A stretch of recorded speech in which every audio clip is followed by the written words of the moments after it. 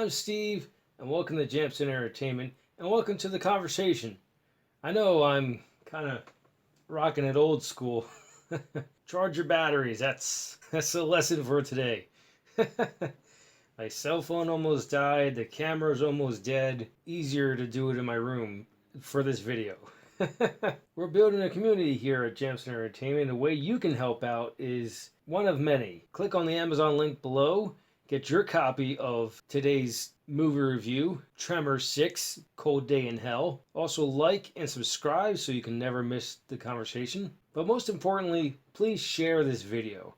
Get the word out there. Let people know that there's a community that they can join where we can have fun and have these geeky conversations about all the things we love. And as I mentioned, this Throwback Thursday is Tremors 6, Cold Day in Hell. Real quick before we get started, I forgot to mention something in the last review, Bloodlines. The director or writer or the entire crew paid homage by ripping off Jurassic Park in one of the scenes. There's a scene where the one group of monster hunters escapes into a kitchen, and these ass blasters are tracking them down in the kitchen, and they're doing the same, like, watching the feet and the claw thing clicking on the floor. I'll put up graphics so you know what I'm talking about, but yeah, they ripped off Jurassic Park. It was pretty funny. Cold Day in Hell, on the other hand, is the most different and it's the most crude. Was not expecting for crude. I mean, there is some crude humor throughout the entire series, but this one is the most crude. I don't know. It's whatever. This one is supposed to take place in the Canadian Arctic. The first time they open up the movie, there actually is snow on the ground, so they must have filmed somewhere cold. But the rest of it, I'm pretty sure they filmed in the States because they do a very clever trick. Well, for one, they go back and forth. It'd be like the first 10-15 minutes of the movie of the Arctic and Perfection. I'm pretty sure they filmed in the same location wherever they filmed Perfection is, because you can clearly tell that it's a desert that they're filming the Arctic in. All they did was put a blue filter over it, and it is convincing, especially the fact that they're dressed warm and everything.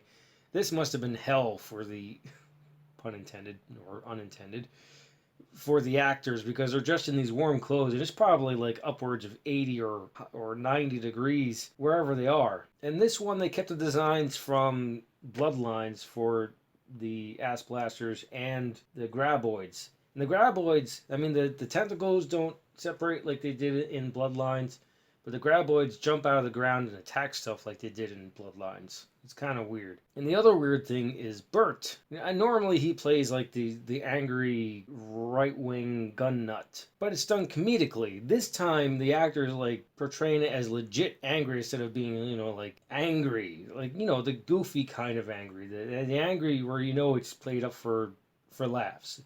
This one, at least in the beginning, not so much. I don't know why. It's really weird. It's really kind of out of nowhere. And then they continue him being off character, at least in my opinion. When he gets to the Arctic, he finds it hard to believe that there are graboids in the cold. Now, you could say that it's his ego, his overblown ego, that if you hear that, that's my cat.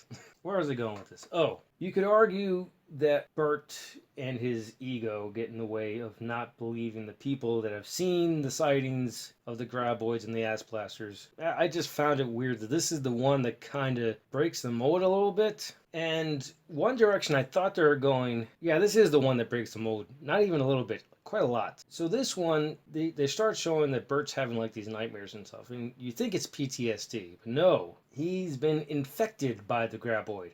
All the way back from, I think it's the third one, Back to Perfection, where he gets eaten by a graboid when he's in the oil drum. I don't know why they decided to wait 3 movies to bring this back up, but they did. Another thing is Val from the first one. Kevin Bacon's not in this, but they got someone to play his daughter, also named Val. I think Kevin Bacon's supposed to be in the 7th one. Pretty sure I saw him in like a poster or something. I don't know. Comes out next week. I'm looking forward to it because hopefully it'll be better than this one.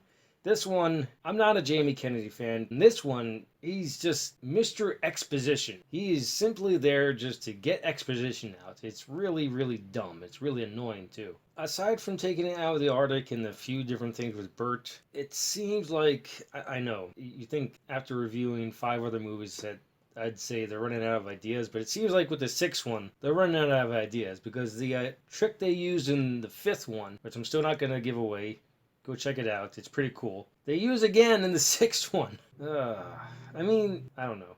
Maybe I've just seen too many Tremors movies back to back to back. It's so far the weaker of the 7.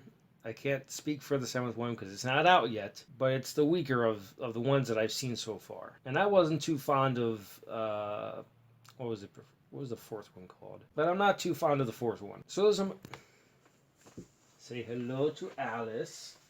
Now she's jumped into my lap, even though she was running away when I went after her.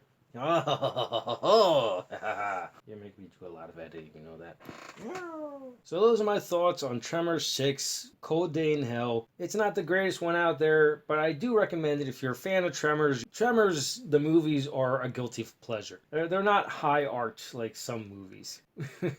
So if you don't have it yet, go in the description below and get your copy of Tremors 6, Cold Day in Hell. Next week, I'm still not sure if I'm going to have Tremors 7, Shrieker Island in time to watch it, record it, and upload it next Thursday. So look forward next Thursday to another horror movie. I'm not sure which horror movie yet. After next Thursday, the following Thursday is going to be Tremors 7, Shrieker Island. This past Tuesday, we just finished up playing Horizon Zero Dawn. Next game that we're going to be getting into is Dark Forces. I'm really looking forward to this. So stay tuned Sunday, 7 p.m., Tuesday, 7 p.m. on Twitch. We're going to be playing Dark Forces. And depending on how long that takes, we'll probably get into Jedi Knight. And then we'll get into Cyberpunk 2077. Because that's coming out in like the next 3-4 weeks or so. If you like what you saw, like it. If you think other people will like it, share it. If you really liked it, hit the subscribe button. Thank you for watching and live your imagination.